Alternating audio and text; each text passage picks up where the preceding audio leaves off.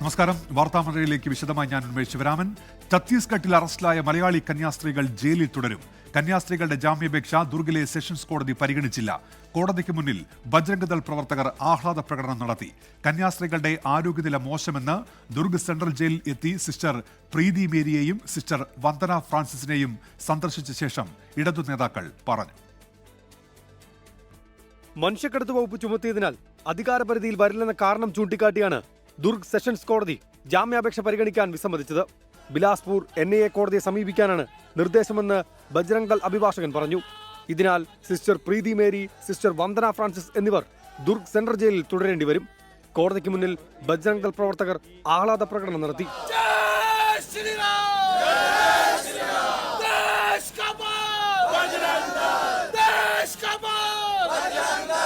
കന്യാസ്ത്രീകളെയും ഒപ്പമുണ്ടായിരുന്നവരെയും അധിക്ഷേപിച്ച ബജ്രംഗ്ദൾ പ്രവർത്തകരാണ് കോടതിക്ക് മുന്നിൽ മുദ്രാവാക്യങ്ങളുമായി എത്തിയത്. മതപരിവർത്തനവും മനുഷ്യക്കടത്ത് ആരോപണങ്ങളും പ്രവർത്തകർ ആവർത്തിച്ചു. आज क्रिश्चियन समुदाय जो है उनके घर वालों को डरा रहे, धमका रहे, इसलिए मैं यहाँ न्यायपालिका से बिल्कुल आग्रह करना चाहूंगी कि अगर सही में न्याय देना है. അതേസമയം കന്യാസ്ത്രീകളുടെ ആരോഗ്യനില മോശമെന്നും വെറും നിലത്താണ് ജയിൽ കഴിയുന്നതെന്നും ഇടതു നേതാക്കൾ പറഞ്ഞു. ജയിലിൽ കന്യാസ്ത്രീകളെ സന്ദർശിച്ച ശേഷമായിരുന്നു പ്രതികരണം. They were beaten up. The young Adivasi girls were beaten up. One of the nuns was insulted, humiliated, intimidated. She had to hear the most filthy abuse. And today the nuns are asking, are we not citizens of India? We are ashamed. കന്യാസ്ത്രീകൾക്ക് നിയമസഹായവുമായി CBCയുടെ 3 അംഗ സംഘവും ഛത്തീസ്ഗഡിലെത്തിയിരുന്നു. കഴിഞ്ഞ 6 ദിവസമായി Durg central ജയിലിൽ കഴിയുകയാണ് കന്യാസ്ത്രീകൾ. ഛത്തീസ്ഗഡിലെ ദുർഗിൽ നിന്ന് അജീഷ് ജയകുമാർ, 24. ഇപ്പോൾ ദുർഗിലെ sessions കോടതിക്ക് മുൻപിൽ നിന്ന് വിവരങ്ങളുമായി തത്സമയം ചേരുകയാണ് അജീഷ് ജയകുമാർ. അജീഷ്, ഇനി നിയമ പോരാട്ടം തുടരേണ്ടി വരുമല്ലോ. കൂടുതൽ കാര്യങ്ങളിൽ വ്യക്തത വരാനുണ്ടോ ഈ സെഷൻസ് കോടതി കൂടി ഇത് തള്ളുമ്പോൾ? അജീഷ്, ഇനി എന്തായാലും ഇക്കാര്യത്തിൽ ഒരു തീരുമാനം, ഒരു സ്ഥിരീകരണം വന്നു കഴിഞ്ഞ് സെഷൻസ് കോടതി ഈ കേസ് പരിഗണിക്കാതെ തള്ളിക്കഴിഞ്ഞു. ഈ കേസ് പരിഗണിക്കാനുള്ള അധികാരം തങ്ങൾക്കില്ല എന്ന് പറഞ്ഞുകൊണ്ടാണ് സെഷൻസ് കോടതി ഇപ്പോൾ ഇത് തള്ളിയത്. അത് സ്പെഷ്യൽ NIA കോടതി, ബിലാസ്പൂരിലുള്ള സ്പെഷ്യൽ NIA കോടതിയിലേക്ക് പോകണമെന്നാണ് കോടതി ആവശ്യപ്പെട്ടത്. നമ്മളെല്ലാവരും പ്രതീക്ഷിച്ചിരുന്നത് ഇന്ന് സെഷൻസ് കോടതിയിൽ നിന്ന് കന്യാസ്ത്രീകൾക്ക് അനുകൂലമായിട്ടുള്ളൊരു വിധി ഉണ്ടാകും, ജാമ്യം ലഭിക്കുമെന്ന് തന്നെയായിരുന്നു നമ്മളെപ്പോലെ കന്യാസ്ത്രീകളുടെ അഭിഭാഷകരും സഭയും മറ്റു രാഷ്ട്രീയ പാർട്ടികളെല്ലാം തന്നെ പ്രതീക്ഷിച്ചുകൊണ്ടിരുന്നത്. പക്ഷേ അങ്ങനെയല്ല, നമ്മൾ ആരും പ്രതീക്ഷിക്കാത്തൊരു മറിച്ചൊരു വിധിയാണ് കോടതിയുടെ ഭാഗത്തുനിന്ന് ഉണ്ടായത്. ഒരു കോടതി കേസ് പരിഗണിക്കുന്ന തുടങ്ങുമ്പോൾ തന്നെ ബജ്രംഗ് ദളിന്റെ ഒരു അഭിഭാഷകൻ ഇതിനെ എതിർത്തിരുന്നു. കാരണം ഇതിൽ മനുഷ്യക്കടത്ത് എന്നൊരു വകുപ്പ് ചേർത്തിട്ടുള്ളത് കൊണ്ട് തന്നെ സെഷൻസ് കോടതിക്ക് ഇത് പരിഗണിക്കാനുള്ള അധികാരമില്ലെന്ന് പറഞ്ഞു. അങ്ങനെയാണ് ഇത് സ്പെഷ്യൽ NIA കോർട്ടിലേക്ക് മാറ്റണമെന്ന് നിർദ്ദേശിച്ചത്. ഇനി ബിലാസ്പൂരിലാണ് ഇതുള്ളത്. ഇത്തരം ചില കേസുകൾ, അതായത് ഇത്തരത്തിൽ മനുഷ്യക്കടത്ത് ചേർത്തിട്ടുള്ള വകുപ്പുകളുള്ള കേസുകൾ ഇങ്ങനെ സെഷൻസ് കോടതി മറ്റ് സ്പെഷ്യൽ NIA കോർട്ടിലേക്ക് മാറ്റാറുണ്ട് എന്നാണ് നമ്മൾ നിയമവിദഗ്ധരുമായി സംസാരിക്കുമ്പോൾ മനസ്സിലാക്കുന്നത്. അവിടെ ഇരിക്കുന്നതും സെഷൻസ് കോടതിയിലെ അധികാരമുള്ള മുതിർന്ന ജഡ്ജ് തന്നെയായിരിക്കും ആ സ്പെഷ്യൽ NIA കോർട്ടിലും ഇരിക്കുന്നതും. അവർക്കാണ് ഇത്തരത്തിൽ ഗുരുതരമായ വകുപ്പുകൾ ചേർത്തിട്ടുള്ള കേസുകൾ പരിഗണിക്കാനുള്ള അധികാരമുണ്ടാവുക. എന്തായാലും ഈ സഭയുടെ ഭാഗത്ത് നിന്ന് കന്യാസ്ത്രീകളുടെ അഭിഭാഷകരുടെ ഭാഗത്ത് നിന്ന് എന്ത് തുടർ നടപടി എടുക്കാൻ പോകുന്നതെന്നുള്ളതാണ് ഏറ്റവും ആകാംക്ഷയുള്ള കാര്യം. കാരണം ഇനി നേരെ സ്പെഷ്യൽ NIA കോർട്ടിലേക്ക് പോകുമോ അതോ ഹൈക്കോർട്ടിലേക്ക് പോകുമോ എന്നുള്ള കാര്യത്തിൽ ഇപ്പോഴും ഒരു വ്യക്തത വന്നിട്ടില്ല. ഇനി അവർ കൂടിയാലോചനകളൊക്കെ നടത്തിയതിന് ശേഷമായിരിക്കും അക്കാര്യത്തിൽ ഒരു തീരുമാനമെടുക്കുക. എന്തായാലും ഈ കോടതി വിധി വന്നതിന് ശേഷം ഇവിടെ നമ്മൾ കോടതി പരിസരത്ത് കണ്ടത് ഈ ബജ്രംഗ് ദൾ പ്രവർത്തകരുടെ വലിയ വിജയാഘോഷമാണ്. കാരണം അവർ തുടക്കം മുതൽ തന്നെ ഏതാണ്ട് ഈ കോടതി ഈ കേസ് പരിഗണിക്കുന്നതിന് തൊട്ട് മുൻപ് തന്നെ ഇവിടെ പ്രകടനമായി എത്തിയിരുന്നു. അത് ഒരു സൂചന മാത്രമായിരുന്നു. ഈ കേസ് തള്ളിക്കഴിഞ്ഞാൽ വലിയ പ്രതിഷേധങ്ങളിലേക്ക് പോകുമെന്നുള്ളതിന്റെ ഒരു സൂചന മാത്രമായിരുന്നു ബജ്രംഗ് ദൾ പ്രവർത്തകർ ഈ ദുർഗ് സെഷൻസ് കോടതിയുടെ പരിസരത്ത് രാവിലെ 11 മണിയോടെ നടത്തിയത്. പക്ഷേ ഈ കേസ് തള്ളി എന്നറിഞ്ഞപ്പോൾ അവർ വലിയ വിജയാഘോഷവുമായി കൈകൊട്ടി മുദ്രാവാക്യം വിളിച്ച് ജയ് ശ്രീറാം വിളിച്ചാണ് ഈ കോടതി പരിസരത്തൂടെ പോയത്. ഇപ്പോഴും ഈ പ്രവർത്തകർ ഇവിടെ തമ്പടിച്ച് നിൽപ്പുണ്ട്. കുറച്ച് പോലീസ് മാത്രം ഇവിടെ വന്നിട്ടുണ്ട്. പക്ഷേ വിരലെണ്ണാവുന്ന പോലീസ് മാത്രമാണ് ഉള്ളത്. ഇതേ പോലീസിന്റെ സാന്നിധ്യത്തിലാണ് വെള്ളിയാഴ്ച ഇവർ ആ സ്റ്റേഷനകത്ത് കിടന്ന് ഭീഷണിപ്പെടുത്തുകയും ആക്രോശിക്കുകയും ഒക്കെ ചെയ്തത്. അതുകൊണ്ട് ഒരുപാട് പോലീസ് സാന്നിധ്യം ഒന്നും ഇവിടെ ഇപ്പോൾ ഈ ബജ്രംഗ് ദൾ പ്രവർത്തകരെ പിന്തിരിപ്പിച്ച് വിടാനില്ല. എന്തായാലും നമ്മൾ വന്നപ്പോൾ ഈ കോടതിയുടെ മുൻവശം ചിലർ ബാരിക്കേഡ് വെച്ച് തടയുന്നുണ്ടായിരുന്നു. അന്ന് ഈ പ്രതിഷേധമുണ്ടാവാനുള്ള ഒരു സാധ്യതയൊക്കെ ഇന്റലിജൻസിന്റെ വിവരത്തോടെ കിട്ടിയതിന്റെ അടിസ്ഥാനത്തിലാണ് പോലീസ് അങ്ങനെ ഒരു സുരക്ഷാ ക്രമീകരണങ്ങളൊക്കെ ഏർപ്പെടുത്തിയിരുന്നത്. പക്ഷേ ഇപ്പോൾ ഈ വലിയ കാരണം ജാമ്യം തള്ളിയതുകൊണ്ട് ബജ്രംഗ് ദൾ ഇപ്പോൾ ആ ദൃശ്യങ്ങളിൽ വ്യക്തമാണ്, അവിടെ വലിയ തോതിൽ പോലീസ് ഒന്നുമില്ല. ബജ്രംഗ് ദൾ പ്രവർത്തകർ തമ്പിടിച്ച് നിൽക്കുന്നുണ്ട്. ഇനിയും NIA കോടതിയിലേക്ക് പോകേണ്ടി വരുമല്ലോ. CBCI സംഘം ഛത്തീസ്ഗഡിലുണ്ട്. എപ്പോഴാണ് അതുമായി ബന്ധപ്പെട്ട കാര്യങ്ങളിലൊക്കെ അവർ വ്യക്തത വരുത്തുക? എപ്പോൾ ഈ NIA കോടതിയിലേക്ക് ജാമ്യാപേക്ഷ എത്തും? അജീഷ്, അക്കാര്യത്തിൽ ഇതുവരെയ്ക്ക് ഒരു സ്ഥിരീകരണം, അതായത് NIA കോടതിയിലേക്കാണോ ഇനി അടുത്ത് പോകുന്നത് അതോ ഡയറക്റ്റ് ഹൈക്കോടതിയിലേക്കാണോ പോകുന്നത് തുടങ്ങിയ കാര്യങ്ങളിൽ ഒരു വ്യക്തത വരും. ഇപ്പോൾ അനൂപ് ആന്റണി മാധ്യമങ്ങളെ കാണുന്നുണ്ട്. നമ്മുടെ കയ്യിലുള്ളൂ, പ്രാഥമികമായ വിവരങ്ങൾ മാത്രമേ നമ്മുടെ കയ്യിലുള്ളൂ. ഓർഡറിൻ്റെ കോപ്പിയൊന്നും നമുക്ക് കിട്ടിയിട്ടില്ല. നമുക്കുള്ളിൽ നിന്ന് കിട്ടുന്ന ഇൻഫർമേഷൻ ഇതാണ്, അതായത് ഛത്തീസ്ഗഡ് ഹൈക്കോടതിയുടെ ഒരു പ്രത്യേക ഇൻസ്ട്രക്ഷൻ തന്നെയുണ്ട്. ഇങ്ങനെയുള്ള കേസുകൾ വരുമ്പോൾ അത് ബിലാസ്പൂരിലുള്ള സ്പെഷ്യൽ കോർട്ട്, NIAയുടെ സ്പെഷ്യൽ കോർട്ട്, അതും സെഷൻ കോടതിയാണ്, അവിടെ നിന്നാണ് ജാമ്യാപേക്ഷ നേടേണ്ടത് എന്നാണ് ഇന്ന് പറഞ്ഞിരിക്കുന്നത്. അപ്പോൾ അതുകൊണ്ട് തന്നെയും ഈ ജാമ്യാപേക്ഷ അങ്ങോട്ട് മാറുകയാണ്. അപ്പോൾ അവിടെ വന്ന് അപ്പോൾ ഈ ജാമ്യാപേക്ഷ ഇട്ടിട്ട് അവിടെ നിന്ന് ജാമ്യം അങ്ങോട്ട് കൊടുക്കാൻ പോവുകയാണോ അപേക്ഷ? അല്ല, അങ്ങനെയല്ല. ഇവിടെ ഹൈക്കോടതിയുടെ ഒരു കൃത്യമായിട്ടുള്ള ഇൻസ്ട്രക്ഷൻ ഉണ്ട്. അതുകൊണ്ട് പറഞ്ഞത് ഓർഡറിന്റെ കോപ്പി നമ്മുടെ കിട്ടിയിട്ടില്ല. ഓർഡറിന്റെ കോപ്പി കിട്ടുമ്പോഴേക്ക് കൃത്യമായ കാര്യങ്ങൾ മനസ്സിലാവും. ഹൈക്കോടതിയുടെ ഒരു ഇൻസ്ട്രക്ഷൻ പ്രകാരമാണ് ഈ കോടതിക്ക് ഈ കേസ് എടുക്കാൻ സാധിക്കില്ല എന്ന് ഇവിടുത്തെ ജഡ്ജി പറഞ്ഞത്. സ്പെഷ്യൽ കോർട്ടിൽ നിന്ന് വേണം എടുക്കാൻ സാധ്യതയുള്ളത് പറഞ്ഞിട്ടുള്ളത്. ഇനി എങ്ങോട്ടാണ്, എങ്ങനെ ഹൈക്കോടതിയിലേക്ക് പോകാനാണോ സ്പെഷ്യൽ NIA കോർട്ടിലേക്ക് പോകാനാണോ? അതും പൂർണ്ണമായിട്ടുള്ള പിക്ചർ ഇതുവരെ കിട്ടിയിട്ടില്ല. പക്ഷേ ഇപ്പൊ കിട്ടിയിരിക്കുന്ന വിവരം അനുസരിച്ച്, ഉള്ളിൽ നിന്ന് കിട്ടിയിരിക്കുന്ന വിവരം അനുസരിച്ച് ബിലാസ്പൂരിലുള്ള സ്പെഷ്യൽ കോടതിയിലേക്ക് ഈ ജാമ്യാപേക്ഷ വേണ്ടി ഇനി ഞങ്ങൾ പോകാൻ തീരുമാനിച്ചു. അങ്ങോട്ടേക്ക് പോകാൻ തീരുമാനിച്ചു. അത് എല്ലാവരോടും ചേർന്ന് തീരുമാനിക്കും. കാരണം ഇതിനകത്ത് വക്കീൽ ഇപ്പം സഭയുടെ ഭാഗത്തു നിന്നുള്ള വക്കീലാണ്. ആ വക്കീലിനോടൊപ്പം ചർച്ച ചെയ്യണം. ഉള്ളിൽ അതിന്റെ പ്രൊസീഡിങ്സ് കഴിഞ്ഞിട്ടില്ല, ഓർഡർ കോപ്പി കിട്ടിയിട്ടില്ല. അതും കൂടെ ലഭിക്കുമ്പോൾ അടുത്ത നടപടി എന്താവും എന്നുള്ളൊരു ഒരു ക്ലാരിറ്റി കിട്ടും. കോടതിയിൽ നമ്മുടെ ഒരു വാദം മുഖം എന്തായിരുന്നു എന്നുള്ളതാണ്. കോടതിയിൽ വളരെ കൃത്യമായിട്ട് ജഡ്ജിയുടെ മുമ്പിൽ കാര്യങ്ങൾ അവതരിപ്പിച്ചിട്ടുണ്ട്. അതായത് ഇവിടെ സെഷൻസ് കോടതിയിലെ ജഡ്ജിയുടെ മുമ്പിൽ കാര്യം എത്തുകയും ചെയ്തു. എത്തിയ സമയത്ത് തന്നെ ഗവൺമെന്റിന്റെ ഭാഗത്ത് നിന്ന് ഗവൺമെന്റ് ഇതിനകത്ത് എതിർപ്പില്ല എന്ന് ഗവൺമെന്റ് കൃത്യമായി പറഞ്ഞു. അത് ഉള്ളിൽ നടന്നിട്ടുണ്ട്. ഗവൺമെന്റിന്റെ ഭാഗത്തു നിന്ന് യാതൊരു എതിർപ്പും ഉണ്ടായില്ല. പക്ഷേ കോടതി പറഞ്ഞത് കോടതിക്ക് ഈ കേസ് പരിഗണിക്കാനാവില്ല. കാരണം ഈ നേരത്തെ പറഞ്ഞതുപോലെ ഹൈക്കോടതിയുടെ ആ ഒരു നിയമം ഇൻസ്ട്രക്ഷൻ നിൽക്കുന്നത് കൊണ്ട്, അതുകൊണ്ട് തന്നെയും ഈ ബെയിൽ വാങ്ങിക്കേണ്ടത് ഈ പറഞ്ഞ ബിലാസ്പൂരിലുള്ള സ്പെഷ്യൽ കോർട്ടിൽ നിന്നാണെന്ന് മാത്രമേ പറഞ്ഞിട്ടുള്ളൂ. ഗവൺമെന്റിന്റെ ഭാഗത്തു നിന്നുള്ള എല്ലാ പിന്തുണയും ഈ വിഷയത്തിൽ ഉണ്ടായിരുന്നു. ഈ പ്രോസിക്യൂഷൻ ശരിക്കും അനുകൂലമായുള്ള പ്രതികരണമാണ്. തീർച്ചയായിട്ടും പ്രോസിക്യൂഷന്റെ ഭാഗത്തു നിന്ന് അതിന്റെ ഉള്ളിൽ നിന്ന് ആ വിചാരണ കേട്ടവരെല്ലാം കൃത്യമായി എനിക്ക് ഇൻഫർമേഷൻ നൽകിയത് പ്രോസിക്യൂഷന്റെ ഭാഗത്ത് നിന്ന് എല്ലാവിധ പിന്തുണയും ഉണ്ടായിരുന്നു ഈ കേസിന്. മാറിപ്പോയത് മാത്രമാണ് ഇവിടെ ഒരു പ്രശ്നം ഉണ്ടായത്. തീർച്ചയായിട്ടും അത്രേ ഉള്ളൂ. ഈ ഹൈക്കോടതിയുടെ ഇത് ഇപ്പം അഭിഭാഷകരെ കാണുമ്പോഴാണ് ഇതിനെക്കുറിച്ചുള്ള കൂടുതൽ ക്ലാരിറ്റി ലഭിക്കുക. കാരണം ഇങ്ങനെ നേരത്തെ ചർച്ചയിൽ വന്നപ്പോൾ ഈ നേരത്തെ പറഞ്ഞ ബിലാസ്പൂരിലെ സ്പെഷ്യൽ കോർട്ടിലേക്ക് പോകേണ്ട കാര്യം ഉണ്ടാവുമായിരിക്കത്തില്ല എന്നൊക്കെ ചർച്ചയിൽ വന്നതാണ്. ഇനി കുറച്ച് ദിവസം അതായത് ഞാൻ കോടതിക്കകത്തില്ലായിരുന്നു. അതിനെക്കുറിച്ച് എനിക്ക് വ്യക്തതയില്ല. അതിനെനിക്കിപ്പോൾ വക്കീൽ വരുമ്പോൾ ഇപ്പോൾ ഞങ്ങളുടെ ലീഗൽ എക്സ്പേർട്സ് ഉണ്ട്. പക്ഷെ അവരാരും കമന്റ് പറയുന്നില്ല. എന്താണ് കോടതിയിൽ നടന്നത്? കോടതി സോറി മലയാളം ഓർ ഹിന്ദി? മലയാളം. കോടതിയിൽ ആർഗ്യുമെന്റ് കേട്ടു. നൺസിന്റെ പക്ഷത്തുള്ള വക്കീൽമാർ അപ്പിയറായി. കോടതി പറയുന്നത് സെക്ഷൻ 273 സെക്ഷൻ അത് NIA കോർട്ടിൽ പോകേണ്ടതാണ്. സ്പെഷ്യൽ കോർട്ട് ഓഫ് NIAക്ക് ഇതിന് ജുറിഡിക്ഷൻ ഉള്ളതുകൊണ്ട് ജുറിഡിക്ഷണൽ ബേസിൽ ഇത് കാര്യം ചെയ്തു. അങ്ങനെയൊന്നും പറഞ്ഞില്ല. അല്ല, അങ്ങനെ അത് കോർട്ടിന്റെ ഓർഡർ ഇതുവരെ വന്നിട്ടില്ല. കോർട്ട് ഓറലി പറഞ്ഞതേ ഉള്ളൂ. അതിന്റെ ഓർഡർ ടൈപ്പ് ചെയ്തുകൊണ്ടിരിക്കുക. ഓർഡറിന്റെ ഫുൾ ടെസ്റ്റ് നമ്മുടെ കിട്ടിയതിന് ശേഷമേ അതിന്റെ ക്ലാരിറ്റി വരത്തുള്ളൂ. കേട്ടത് അതറിയില്ല. കോർട്ട് അതിന്റെ ഒന്നും പറഞ്ഞിട്ടില്ല. കോർട്ടിന്റെ ഫുൾ ടെസ്റ്റ് കിട്ടിയതിന് ശേഷമേ ലീഗലായിട്ട് എന്തെങ്കിലും നമ്മൾ പറയാൻ പറ്റുള്ളൂ. അങ്ങനെ ഒന്നും അങ്ങനെ ആരും അത് വന്നിട്ടില്ല. രണ്ട് പക്ഷത്തിന്റെയും വക്കീൽ, സർക്കാർ വക്കീലും അത്രേ ഉണ്ടായിരുന്നു. അതിനകത്ത് ഒരു സെക്ഷൻ 143 അത് ഷെഡ്യൂൾഡ് ഒഫൻസ് വരുന്നതാണെന്നാണ് കോർട്ടിന്റെ പക്ഷം. അതെന്താണ് കോർട്ട് അതിനെക്കുറിച്ച് പറഞ്ഞിരിക്കുന്നുള്ളത് ഓർഡർ വരുമ്പോൾ മാത്രമേ നമുക്ക് മനസ്സിലാവുള്ളൂ. ഇതൊരു ഒരു നടപടിക്രമം എന്ന നിലയ്ക്ക് കരുതുന്നുള്ളൂ. തീർച്ചയായിട്ടും ഇതൊരു നടപടിക്രമം മാത്രമേ ഉള്ളൂ.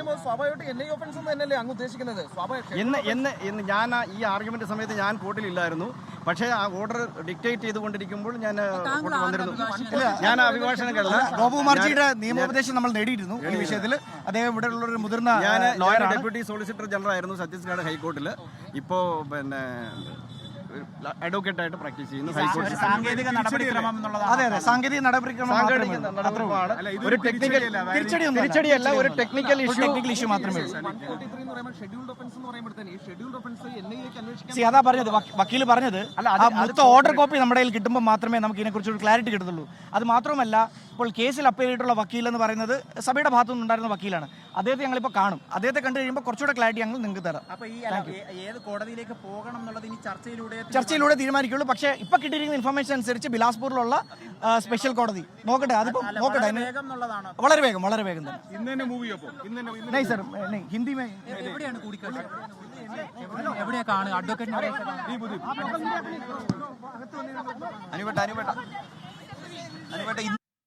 കോടതി ഉത്തരവിൽ എന്തൊക്കെ പരാമർശങ്ങൾ ഉണ്ട് എന്നുള്ളത് അറിയേണ്ടതുണ്ട്. കോടതിയുടെ ഉത്തരവ് അത് പുറത്തിറങ്ങാനിരിക്കുന്നതേ ഉള്ളൂ. നിലവിൽ ലഭ്യമായ വിവരങ്ങൾ വെച്ച് ഇനി ബിലാസ്പൂരിലെ പ്രത്യേക കോടതിയിലേക്ക് പോകേണ്ടി വരും എന്നതാണ്. കന്യാസ്ത്രീകളുടെ അറസ്റ്റിൽ BJPക്ക് മുന്നറിയിപ്പുമായി കത്തോലിക്ക സഭ. നീതി ലഭിച്ച ശേഷം ചായയാകാം എന്നാണ് KCBC അധ്യക്ഷൻ കർദിനാൾ ബെസേലിയോസ് മാർ ക്ലിമിസിന്റെ പ്രതികരണം. വിഷയം കേരളത്തിൽ നിന്നുള്ള MPമാർ പാർലമെന്റിൽ ഉന്നയിച്ചു. കന്യാസ്ത്രീകളുടെ അറസ്റ്റിൽ കത്തോലിക്ക സഭ തെരുവിൽ പ്രതിഷേധത്തിനിറങ്ങിയിരുന്നു. ഇതിനു പിന്നാലെയാണ് BJPക്ക് സഭയുടെ മുന്നറിയിപ്പ്. നമ്മുടെ ഏറ്റവും വലിയ കൺസേൺ ഈ സിസ്റ്റേഴ്സിന് നീതി ലഭിക്കണം. നീതി ലഭിക്കുമെന്ന് ഉറപ്പായി കഴിയുമ്പോഴാണല്ലോ ബാക്കി സംസാരം. ആദ്യം അത് നടക്കട്ടെ, അതിനുശേഷം നമുക്ക് ചായ കുടിക്കാം. അതേസമയം വിഷയം KC വേണുഗോപാലും കൊടിക്കുന്നിൽ സുരേഷും പാർലമെന്റിൽ ഉന്നയിച്ചു. Those who are doing services are in jail without any reason, without committed any crime. We need a clear-cut answer. Government have to intervene and they have to release immediately. ജീവകാരുണ്യ പ്രവർത്തനങ്ങൾ മാത്രം നടത്തുന്ന കന്യാസ്ത്രീമാരെയാണ് അന്യായമായി ഛത്തീസ്ഗഡ് ഗവൺമെന്റിന്റെ പിന്തുണയോടുകൂടി arrest ചെയ്ത് ജയിലാക്കിയിരിക്കുന്നത്. പാർലമെന്റിന് മുന്നിൽ പ്രിയങ്ക ഗാന്ധിയുടെ നേതൃത്വത്തിൽ UDF MPമാർ പ്രതിഷേധിച്ചു. കാലം നിങ്ങൾക്ക് മാപ്പ് നൽകില്ല. Shame shame Bajrang Dal. Shame shame Bajrang Dal. Shame shame Chhattisgarh CM. Shame shame Chhattisgarh CM. അതേസമയം വിഷയം ചർച്ച ചെയ്യണമെന്ന ഇടത് അംഗങ്ങളുടെ ആവശ്യം രാജ്യസഭാ ഉപാധ്യക്ഷൻ തള്ളി. വിഷയത്തിൽ രാജ്ഭവനിലേക്ക് KPCC പ്രതിഷേധ മാർച്ച് നടത്തി. ഒരു കാരണവുമില്ലാതെ ജയിലിലടച്ച് പീഡിപ്പിക്കുന്ന BJP സർക്കാരിന്റെ നെറികെട്ട ഭരണത്തിൽ പ്രതിഷേധിച്ചുകൊണ്ട് ഇന്ന് തിരുവനന്തപുരത്ത് കത്തോലിക്ക സഭയുടെ നേതൃത്വത്തിൽ രാജ്ഭവനിലേക്ക് പ്രതിഷേധ റാലി സംഘടിപ്പിക്കും. 24 ഡൽഹി, തിരുവനന്തപുരം. ഇപ്പോൾ വരുന്നൊരു വാർത്തയിലേക്ക്. മലപ്പുറം അരീക്കോട് മാലിന്യ സംസ്കരണ യൂണിറ്റിൽ അപകടം. 3 ഇതര സംസ്ഥാന തൊഴിലാളികൾ മരിച്ചു. സമീർ ബിൻ കരീം ചേരുന്നുണ്ട് ഇപ്പോൾ മലപ്പുറത്ത് നിന്ന്. സമീർ, എങ്ങനെയാണ് ഈ അപകടം ഉണ്ടായത്? എന്തൊക്കെയാണ് വിവരങ്ങൾ സമീർ?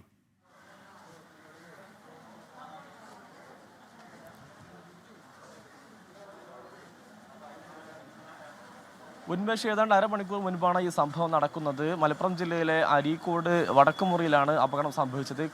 കോഴി മാലിന്യ സംസ്കരണ കേന്ദ്രത്തിൽ അപകടം സംഭവിക്കുകയായിരുന്നു. ഇവിടുത്തെ ഇതുമായി ബന്ധപ്പെട്ട സംസ്കരണ കേന്ദ്രത്തിലെ ഒരു കുഴിയിൽ ഒരു തൊഴിലാളികൾ അകപ്പെട്ട് മരണം സംഭവിച്ചു എന്നുള്ളതാണ്. ഞാനിപ്പോൾ നിൽക്കുന്നത് മഞ്ചേരി മെഡിക്കൽ കോളേജ് ആശുപത്രിയിലാണ്. ഇവിടെയാണ് അവരുടെ മൃതദേഹങ്ങൾ ഇപ്പോൾ എത്തിച്ചിരിക്കുന്നത്. വികാസ് കുമാർ, ഹിതേഷ് ശരണ്യ, സമദ് അലി, ഇങ്ങനെ 3 പേരാണ് മരിച്ചിരിക്കുന്നത്. 3 പേരും ഇതര സംസ്ഥാന തൊഴിലാളികളാണ്. ഇതിൽ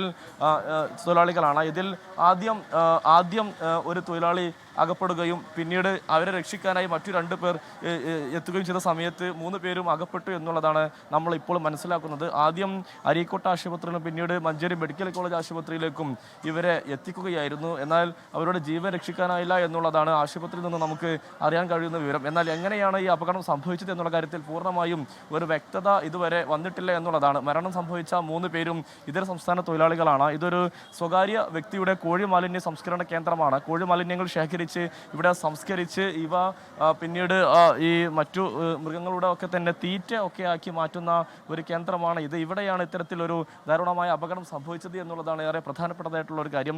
ഇവിടുത്തെ ഒരു കുഴിയിൽ ഒരു തൊഴിലാളി അകപ്പെടുകയും പിന്നീട് മറ്റുള്ളവർ ഇതുവരെ രക്ഷപ്പെടുത്താൻ വേണ്ടി എത്തുന്ന സമയത്താണ് ഈ അപകടം പൂർണ്ണമായി നടക്കുന്നത് എന്നുള്ളതാണ് നമുക്കിപ്പോൾ മനസ്സിലാക്കാൻ കഴിയുന്ന ഒരു കാര്യം എന്നുള്ളതാണ്.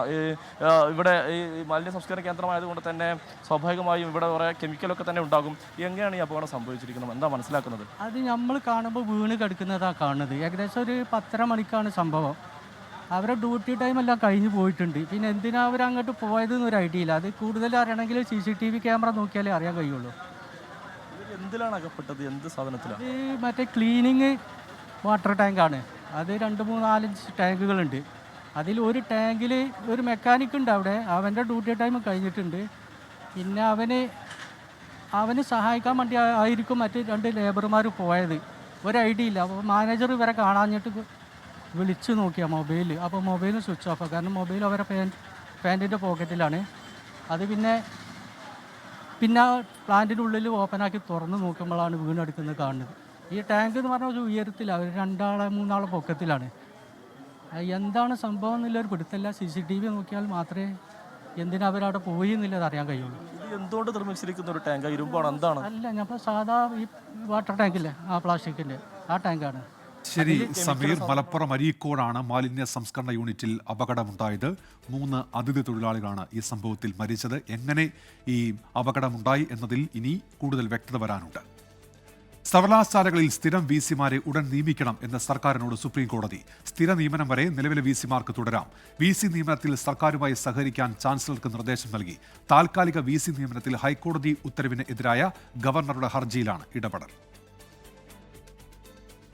വിദ്യാഭ്യാസ സ്ഥാപനങ്ങളിലെ വിഷയങ്ങൾ കോടതിയിൽ എത്തിക്കരുത് എന്നായിരുന്നു ഗവർണറുടെ ഹർജിയിലെ സുപ്രീം കോടതിയുടെ നിരീക്ഷണം. സർവകലാശാലകളുമായി ബന്ധപ്പെട്ട ചാൻസലറും സംസ്ഥാന സർക്കാരുകളും തമ്മിൽ യോജിപ്പുണ്ടായിരിക്കണം. അല്ലാത്തപക്ഷം കഷ്ടപ്പെടുന്നത് വിദ്യാർത്ഥികളായിരിക്കുമെന്നും കോടതി ആശങ്ക അറിയിച്ചു. സർവകലാശാലകളിൽ സ്ഥിരം വൈസ് ചാൻസലർമാരെ നിയമിക്കുന്നതിനുള്ള നടപടികൾ ഉടൻ ആരംഭിക്കാൻ സുപ്രീം കോടതി നിർദ്ദേശിച്ചു. സ്ഥിരം നിയമനം നടക്കുന്ന കാലയളവ് വരെ നിലവിലെ VC-മാർ തുടരുന്നതിന് പുതിയ വിജ്ഞാപനം പുറത്തിറക്കാനും ചാൻസലറായ ഗവർണറോട് സുപ്രീം കോടതി.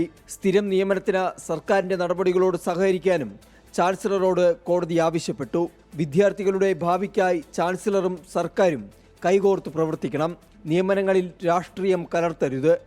ആശങ്ക വിദ്യാർത്ഥികളുടെ കാര്യത്തിൽ മാത്രമാണെന്നും സുപ്രീം കോടതി വ്യക്തമാക്കി. സ്ഥിരം VC നിയമനത്തിനായി ഒരു പുതിയ സംവിധാനം രൂപീകരിക്കാനാണ് സംസ്ഥാനത്തോട് കോടതി ആവശ്യപ്പെട്ടിട്ടുള്ളത്.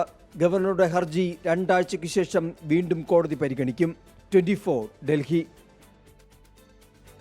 സർക്കാരിന്റെ അനുനയ നീക്കം തുടർച്ചയായി തള്ളിയ vice chancellor doctor Mohanan Kunnummal വീണ്ടും കേരള സർവകലാശാല ആസ്ഥാനത്ത്.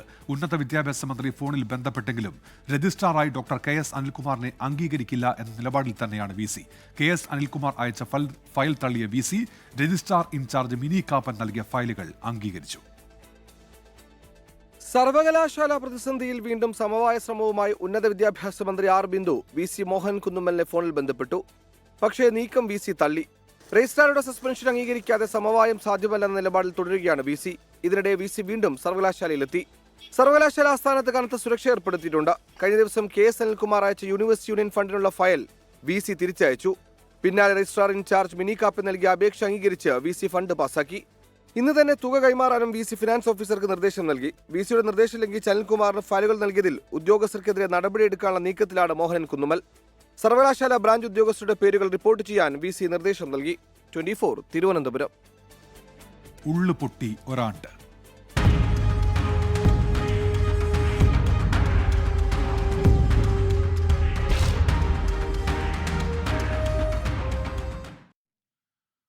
ഉരുൾപൊട്ടൽ ദുരന്തത്തിന്റെ പ്രഭവ കേന്ദ്രമായ പുഞ്ചിരിമട്ടത്തെ ഏറ്റവും പുതിയ ദൃശ്യങ്ങളുമായി 24 വാർത്താ സംഘം. അതിഗുരുതരമായ മണ്ണിടിച്ചിൽ ഈ മേഖലയിൽ ഇപ്പോഴും തുടരുന്നുവെന്ന് 24 വാർത്താ സംഘം കണ്ടെത്തി. 1 വർഷം കഴിഞ്ഞിട്ടും ഈ ഭൂപ്രദേശം സങ്കീർണ സാഹചര്യങ്ങളിലൂടെയാണ് കടന്നുപോകുന്നത്. നമ്മുടെ പ്രതിനിധി S വിജയകുമാറും മനു ദാമോദരനും തയ്യാറാക്കിയ റിപ്പോർട്ടിലേക്ക്. നമ്മൾ നിൽക്കുന്നത് പുഞ്ചിരിമട്ടത്താണ്. പുഞ്ചിരിമട്ടത്ത് ഈ വലിയ ദുരന്തമുണ്ടായി 1 വർഷത്തിന് ശേഷം 24 വാർത്താ സംഘം വീണ്ടും എത്തുകയാണ്. ഇതാ നോക്കൂ, പ്രേക്ഷകർ കാണുന്നുണ്ടാകും, ആ ദൂരെ, അധിക ദൂരെയല്ല, ആ കാണുന്നതാണ് ഈ വലിയ ഉരുൾപൊട്ടലിന്റെ പ്രഭവ കേന്ദ്രം. അവിടെ നിന്ന് ഇപ്പോഴും നീർച്ചാലുകളായി വെള്ളം ഇങ്ങനെ താഴേക്ക് പതിക്കുന്നത് നമുക്ക് കാണാം. ഇതാ അതിങ്ങനെ പതിച്ച് താഴേക്ക് വരികയാണ്. ഇവിടെ നിന്ന് അതൊരു ജലപ്രവാഹമായി മുന്നോട്ട് നീങ്ങുന്നു. വലിയ ശബ്ദത്തോടു കൂടി വലിയ ആഴത്തിലുള്ള ഒരു പുഴയായി ഇത് രൂപപ്പെട്ടു. അതിന്റെ ദൃശ്യങ്ങളാണ് കാണുന്നത്. ഒരു കാഴ്ച കൂടി ഞാൻ ഈ ഒരു വർഷത്തിന് ശേഷം വരുമ്പോൾ പ്രേക്ഷകരെ കാണിക്കാം. ഇതാ ഈ ഒഴുകുന്ന ഈ പുഴയുടെ അങ്ങേക്കര നോക്കൂ, മണ്ണിടിച്ചിലിന്റെ രൂക്ഷത എത്രത്തോളം. പുതിയ പുതിയ മണ്ണിടിച്ചിലുകൾ അല്ലെങ്കിൽ ചെറിയ ചെറിയ ഉരുൾപൊട്ടലുകളാണ് ഇതിന്റെ രണ്ട് ഭാഗത്തും കാണുന്നത്. അവിടെ ഒരു ഏലം പ്ലാന്റേഷനാണ് നമ്മൾ കാണുന്നത്. ആ ഏലം പ്ലാന്റേഷന്റെ ഒരു ഭാഗം മുഴുവൻ ഏതാണ്ട് താഴേക്ക് പതിച്ച അവസ്ഥയിലാണ്. എന്തുകൊണ്ടാണ് ഈ പ്രദേശം വാസയോഗ്യമല്ല എന്ന് നമ്മൾ പറയുന്നത്, അല്ലെങ്കിൽ പറയുന്നതിന്റെ കാരണം ഇതാണ്. അവിടെ നിൽക്കുന്ന വൻമരങ്ങൾ ഉൾപ്പെടെ താഴേക്ക് ഈ കഴിഞ്ഞ ദിവസങ്ങളിൽ പതിച്ചതിന്റെ കൂടി ദൃശ്യങ്ങളാണ് നമ്മൾ കാണുന്നത്. അതിവിടേക്ക് ഈ പുഴയിലേക്ക് വീഴുന്നു, അത് കലങ്ങി താഴേക്ക് പോകുന്നു, വീണ്ടും ഉരുൾപൊട്ടലാണ് എന്ന് ആളുകൾ സംശയിക്കുകയൊക്കെ ചെയ്യുന്നതിന്റെ പശ്ചാത്തലം കൂടി അതാണ്. നമ്മൾ ഒരു വർഷത്തിന് ശേഷം ഇവിടേക്ക് വന്നത് എന്താണ് ഇവിടുത്തെ സാഹചര്യം എന്ന് അറിയിക്കാൻ വേണ്ടി കൂടിയാണ്, പ്രേക്ഷകരെ കാണിക്കാൻ വേണ്ടി കൂടിയാണ്. ഒരു പക്ഷേ ഏറ്റവും പുതിയ ദൃശ്യങ്ങളാണ്, ഈ മേഖലയിൽ നിന്ന് കിട്ടുന്ന ഏറ്റവും പുതിയ ദൃശ്യങ്ങളാണിത്. നമ്മൾ നേരിട്ടത് എത്ര വലിയ ദുരന്തമായിരുന്നു, അതിന്റെ പ്രഭവ കേന്ദ്രത്തിൽ ഇപ്പോൾ വരുമ്പോൾ എന്താണ് അവിടുത്തെ സാഹചര്യം എന്നത് ഈ ദൃശ്യങ്ങളിൽ നിന്ന് വ്യക്തമാണ്. അങ്ങ് ദൂരെ കാണുന്ന നീർച്ചാലുകളൊക്കെ ഇതിനുശേഷം ഈ ഉരുൾപൊട്ടലിന് ശേഷം രൂപപ്പെട്ടതാണ്. അവിടെ മണ്ണിടിച്ചിൽ, അതുപോലെ തന്നെ ആ വലിയ പാറക്കൂട്ടങ്ങൾ ബാക്കിയുള്ളതൊക്കെ ഇനിയും താഴേക്ക് പതിക്കാനുള്ള സാധ്യതയുള്ളതുകൊണ്ട് അവിടേക്ക് ഒരു മനുഷ്യരും ഇപ്പോൾ പോകുന്നില്ല. പോലീസ് കർശനമായി ഇങ്ങോട്ടുള്ള യാത്ര വിലക്കുകയും ചെയ്തിട്ടുണ്ട്. ഈ സൈഡിൽ കാണുന്ന വീടുകളൊക്കെ ഇവിടെ ഉണ്ടായിരുന്നതാണ്, ഉണ്ടായിരുന്നതാണ്. അത് എല്ലാം അടച്ചിട്ടിരിക്കും. നമ്മൾ ഈ വരുന്ന വഴി മുഴുവൻ 100 കണക്കിന് വീടുകൾ ഇങ്ങനെ അടച്ചു പൂട്ടിയിട്ടിരിക്കുകയാണ്. നമ്മൾ ഈ നിൽക്കുന്ന ഈ പ്രദേശം ഇവിടെയൊക്കെ ഒന്നിലധികം വീടുകൾ ഉണ്ടായിരുന്നതാണ്. ആ വീടുകളുടെ സ്ഥാനത്ത് ഇന്ന് വലിയ പാറക്കൂമ്പാരങ്ങൾ മാത്രമാണ് അവശേഷിക്കുന്നത്. ഈ വീടുകളൊക്കെ മനുഷ്യൻ താമസിച്ചിരുന്ന, നിരവധി ആളുകൾ താമസിച്ചിരുന്ന വീടുകളാണ്. അവിടെയൊക്കെ ഇപ്പോൾ വലിയ പാറക്കൂമ്പാരങ്ങൾ മാത്രമേ അവശേഷിക്കുന്നുള്ളൂ. ഇതിന് രണ്ട് ഭാഗവും, ഈ പുഴയുടെ രണ്ട് കരയും സമാനതകളില്ലാത്ത ദുരന്തത്തെ നേരിട്ടതാണ്. അതിൻ്റെ ഏറ്റവും പുതിയ ദൃശ്യങ്ങൾ, അതായത് ഒരു വർഷത്തിന് ശേഷം ഈ ഭൂപ്രദേശത്തിന്, ഈ ടെറൈന് എന്തു മാറ്റം സംഭവിച്ചു എന്നതിൻ്റെ നേർക്കാഴ്ചയാണ് ഞങ്ങൾ നിങ്ങളിൽ എത്തിക്കുന്ന ഈ ദൃശ്യങ്ങൾ. ഇവിടെ ഈ ദുരന്തം ആദ്യം ഉണ്ടായ സമയത്ത്, അതിൻ്റെ ആദ്യത്തെ ആ സമയത്ത് ഉരുൾപൊട്ടൽ ഉണ്ടായ സമയത്ത് ഇവിടെ ഉണ്ടായിരുന്ന ആളാണ് എന്നോടൊപ്പം ചേരുന്നത്. ഇതൊക്കെ വീണ്ടും ഇവിടെ ഉരുൾപൊട്ടൽ ഉണ്ടാകുന്നതിൻ്റെ, മണ്ണിടിച്ചിൽ ഉണ്ടാകുന്നതിൻ്റെ തെളിവുകളാണ്. തീർച്ചയായിട്ടും അത് എന്തായാലും വരും. അങ്ങനെയാണ് ഇതിൻ്റെ സ്ഥിതി കിടക്കുന്നത്. ഇത് 2019 പൊട്ടിയതിന് ശേഷം ഇവിടെ ആദ്യം നല്ല വലിയ താഴ്ചയുള്ള പുഴയായിരുന്നു. 2019 ഉരുൾ പൊട്ടിപ്പോലെ അത് നികന്നു. ഇത് 2024 പൊട്ടുമ്പോൾ ഈ കംപ്ലീറ്റ് നികന്നതും പണ്ടുള്ളതും ഇപ്പോൾ ഉള്ളതും എല്ലാം കൂടി ഒലിച്ചാണ് പോയത്. ഇത് വീണ്ടും ലാൻഡ് സ്ലൈഡിലുള്ള സാധ്യത ഒരുപാടുണ്ട് ഇവിടെ. അതാണ് ഇവിടെ വാസയോഗ്യമെന്ന് തന്നെയല്ല, ഇതിലേക്ക് ഒരുപക്ഷെ യാത്ര ചെയ്യുന്നത് പോലും അങ്ങേറ്റം അപകടമാണെന്നാണ് എനിക്ക് തോന്നുന്നത്. എപ്പോൾ വേണമെങ്കിലും വലിയ തോതിൽ ഇടിഞ്ഞു വീഴാവുന്ന മട്ടിൽ മരങ്ങളും ഒക്കെ നിൽക്കുകയാണ് ഇവിടെ.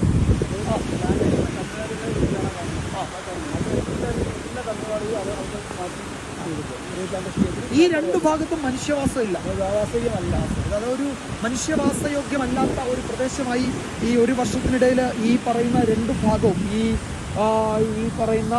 രണ്ട് ഭാഗവും, ഈ പുഴ ഒഴുകുന്നതിന് രണ്ട് ഭാഗവും ഒക്കെ മാറി എന്നത് അതിൻ്റെ നേർക്കാഴ്ചയാവുകയാണ് ഈ ദൃശ്യങ്ങൾ. ഇത് ഒരു പക്ഷേ പ്രേക്ഷകരിലേക്ക് എത്തുന്ന ഏറ്റവും പുതിയ ദൃശ്യങ്ങളായിരിക്കാം. കുറച്ച് സാഹസിക യാത്രയാണ്. ഇവിടുന്ന് മുണ്ടക്കൈ അല്ലെങ്കിൽ ചൂരൽമലയിൽ നിന്നും മുണ്ടക്കൈയൊക്കെ കടന്ന് ഈ പുഞ്ചിരിമട്ടം എന്ന് പറയുന്ന ഈ ഭാഗത്തേക്ക് എത്തുക കുറച്ച് സാഹസിക യാത്രയാണ്. അത് അത്രയും സാഹസിക യാത്രയാണെങ്കിലും എന്താണ് അതിൻ്റെ പ്രഭവ കേന്ദ്രത്തിൽ ഇപ്പോൾ സംഭവിക്കുന്നത്, അതിൻ്റെ ടെറൈൻ എന്തൊക്കെ മാറ്റങ്ങൾ സംഭവിച്ചു എന്ന് കാണിക്കാൻ വേണ്ടിയാണ് ഞങ്ങൾ ഇവിടെ ഈ ദൃശ്യങ്ങൾ പ്രേക്ഷകരിലേക്ക്. ഇപ്പോൾ എസ് വിജയകുമാറും ഹാഷ്മി താജ് ഇബ്രാഹിം തത്സമയം ചേരുന്നുണ്ട് ഈ ദുരന്ത ഭൂമിയിൽ നിന്ന്. ആദ്യം ഹാഷ്മി താജ് ഇബ്രാഹിമിലേക്കാണ്. ഹാഷ്മി, ഒരു വർഷത്തിന് ശേഷം ആ ദുരന്ത ഭൂമിയിലെത്തുമ്പോൾ നമ്മൾ കണ്ടതാണ് അവിടുത്തെ ഉള്ളിലേക്കുന്ന ഇന്നത്തെ കാഴ്ചകളൊക്കെ. എന്താണ് പുറം ലോകത്തെ അറിയിക്കാനുള്ള കാര്യങ്ങൾ? അവിടെ എന്താണ് ഇപ്പോൾ എന്തൊക്കെയാണ് അവിടുത്തെ കാഴ്ചകൾ ഹാഷ്മി? ഉന്മേഷ്, ഒരു വർഷം മുമ്പ് നമ്മൾ കാണുമ്പോൾ എത്രത്തോളം നമ്മുടെ ഉള്ളു പൊള്ളിയോ അതേ പൊള്ളൽ തന്നെ ഇപ്പോഴും ഉണ്ടാകുന്നു. ഏതെങ്കിലും തരത്തിലുള്ള കാര്യമായ ഒരു പ്രകടമായ മാറ്റമൊന്നും അവിടെ ഉണ്ടായിട്ടില്ല. മനുഷ്യന്മാരുടെ ജീവിതത്തിലും മനുഷ്യന്മാരുടെ അവരുടെ മനോഭാവത്തിലും അവരുടെ സങ്കടത്തിലും ഒന്നും കാര്യമായ മാറ്റങ്ങളൊന്നും ഉണ്ടായിട്ടില്ല. ഉന്മേഷ്, നമ്മൾ രാവിലെ അവിടെ ചൂരൽമല പോയി, മുണ്ടക്കൈ പോയി. അവിടെ ഏതാണ്ട് ഒരു പ്രേതഭൂമി പോലെ, ശ്മശാന ഭൂമി പോലെ അങ്ങനെ വേട്ടയാടപ്പെടുന്ന ഹോണ്ടിങ് ഓർമ്മകൾ അങ്ങനെ അവിടെ കിടക്കുന്നുണ്ട്. ആ കല്ലുകളൊക്കെ അവിടെ കിടക്കുന്നുണ്ട്. അപ്പോൾ ആ പുഴ പുനരുദ്ധരിക്കാൻ നീക്കങ്ങളൊക്കെ ഇപ്പോൾ നടന്നു വരുന്നുണ്ട്. പതിയാണെങ്കിൽ കൂടിയും ഈ പുനരധിവാസ പ്രവർത്തനം നടന്നു വരുന്നു എന്നാണ് മനസ്സിലാക്കാൻ. അത് കഴിഞ്ഞ് ഈ പറഞ്ഞ ഹൃദയഭൂമി എന്ന് പേരിട്ടിരിക്കുന്ന പുത്തുമലയിലെ ശ്മശാന ഭൂമിയിൽ സർവ്വമത പ്രാർത്ഥനയും എല്ലാവരും അണിനിരുന്ന ഒരു ആദരമർപ്പിക്കലുമുണ്ടായി. സർക്കാരിന്റെ അല്ലെങ്കിൽ പോലീസിന്റെ ഒരു ഗാർഡ് ഓഫ് ഓണർ, സാധാരണഗതിയിൽ ഗാർഡ് ഓഫ് ഓണർ എല്ലാ ഒക്കേഷനും കൊടുക്കാറില്ല, പക്ഷേ ഇതൊരു സ്പെഷ്യൽ ഒക്കേഷൻ എന്ന് കരുതിക്കൊണ്ട് തന്നെയാണ് പോലീസിന്റെ ഒരു ഗാർഡ് ഓഫ് ഓണർ അവിടെ ഉണ്ടായി. അതിനുശേഷം ഇപ്പോൾ മേപ്പാടിയുള്ള MSA ഓഡിറ്റോറിയത്തിൽ അനുസ്മരണ യോഗം നടന്നുകൊണ്ടിരിക്കുകയാണ്. മന്ത്രി P.A. മുഹമ്മദ് റിയാസ്, മന്ത്രി K. രാജൻ അടക്കമുള്ളവർ പോയിരുന്നു. ഇവിടെ പ്രേക്ഷകർക്ക് കാണാം ആദ്യ എന്ന് പറയുന്ന കുഞ്ഞു മുതൽ അതായത് റംലത്ത് എന്ന് പറയുന്ന എല്ലാവരുടെയും ചിത്രങ്ങൾ ഉൾപ്പെടുത്തിയ ഈ ഒരു ഓർമ്മിക അല്ലെങ്കിൽ ഈ ഒരു ഓർമ്മ ചിത്രം നമ്മൾ പലയിടങ്ങളിലും നമ്മൾ കണ്ടു. ഇതാണ് ഉറ്റവരെയും ഉടയവരെയും ഒക്കെ നഷ്ടമായ വേദന.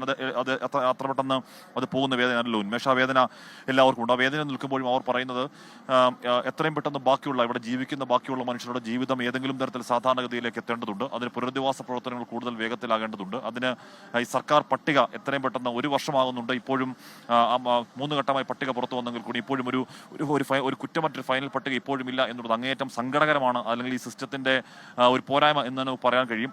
അത് എന്തായാലും ഇന്നോ നാളെ, ഇന്ന് നമ്മുടെ ചർച്ചയിൽ പങ്കെടുത്ത CPM പ്രതിനിധിയൊക്കെ ഫ്രാൻസിസ് ഒക്കെ പറഞ്ഞത് ഇന്നോ നാളെയായി ആ പട്ടിക വരുമെന്നുള്ളതാണ്.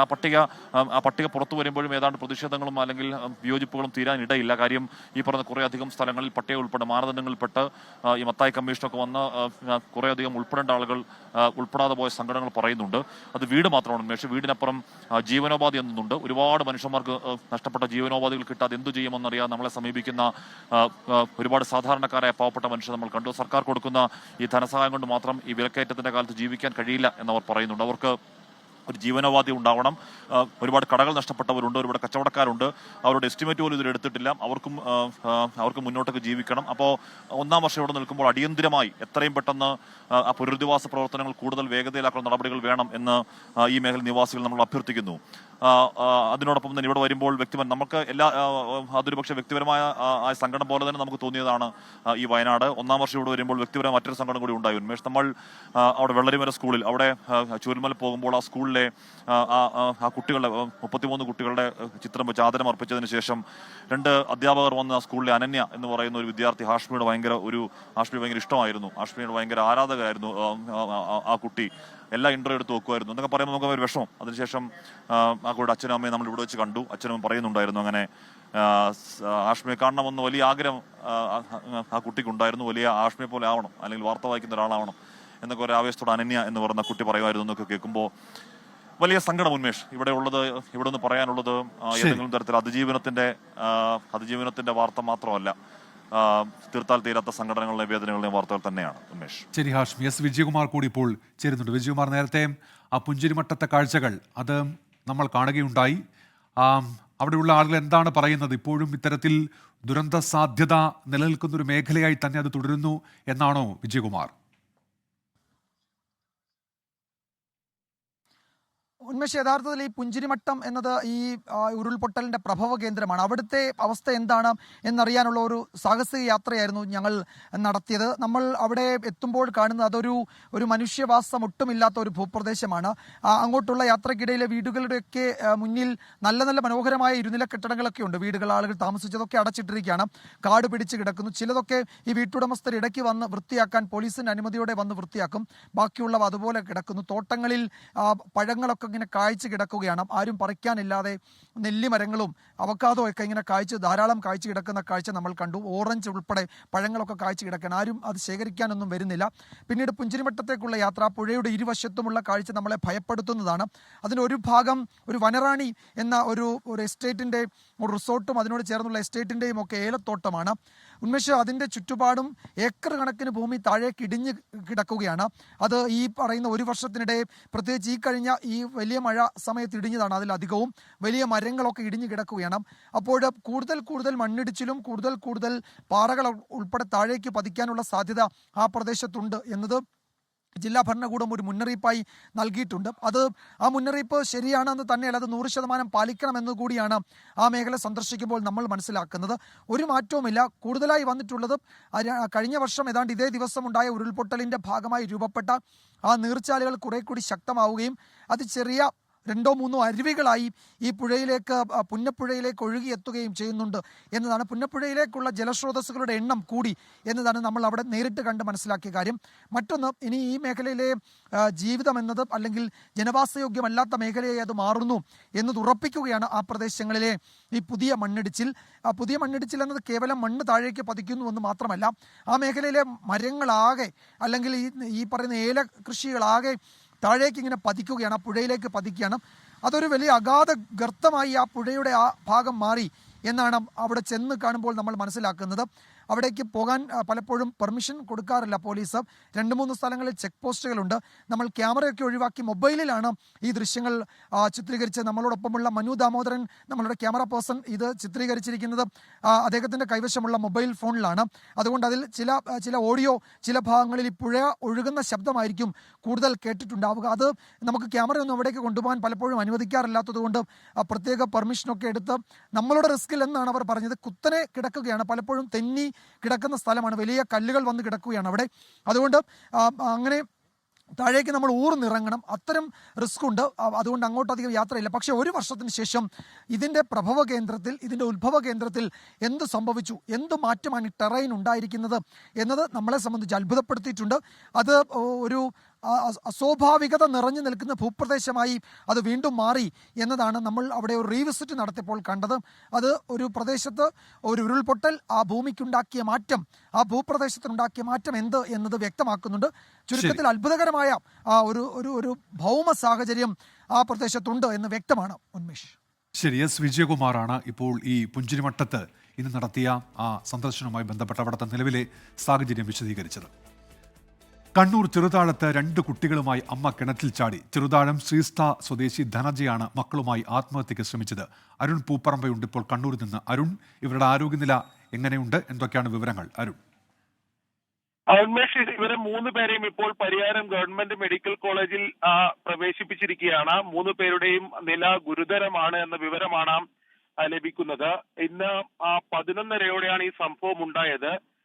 ഇവർ താമസിക്കുന്ന വീടിന് തൊട്ടു പിന്നിൽ ഇവർ താമസിച്ചിരുന്ന പഴയൊരു വീടുണ്ടായിരുന്നു. ആ വീടിനും പിന്നിലായിരുന്നു ഈ കിണർ ഉണ്ടായിരുന്നത്.